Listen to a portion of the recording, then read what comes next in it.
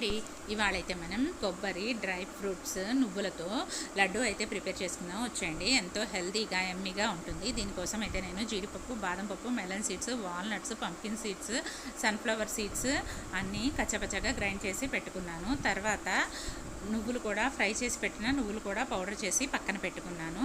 ప్యాన్లో 2 స్పూన్ల నెయ్యి యాడ్ చేసుకొని 1.5 కప్పు ఫ్రెష్గా తురుముకున్న కొబ్బరి కూడా యాడ్ చేసుకొని ఫ్రై చేసుకున్నాను. ఇది కొంచెం ఫ్రై అయిన తర్వాత దీనిలో 1.5 కప్పు బెల్లం కూడా యాడ్ చేసుకుంటున్నాను.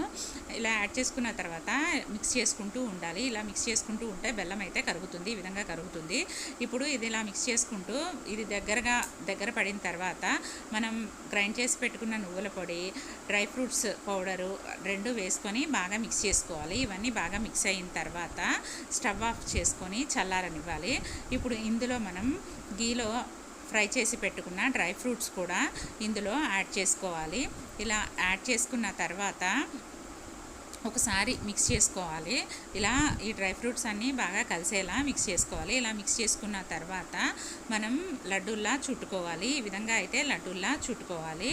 ఇలా చుట్టుకున్న తర్వాత నేను ఈ కిస్మిస్తో అయితే ఇలా డెకరేట్ చేస్తున్నాను. లడ్డూలు అయితే చాలా బాగుంటాయి. మీకు ఈ వీడియో నచ్చితే ప్లీజ్ సబ్స్క్రైబ్.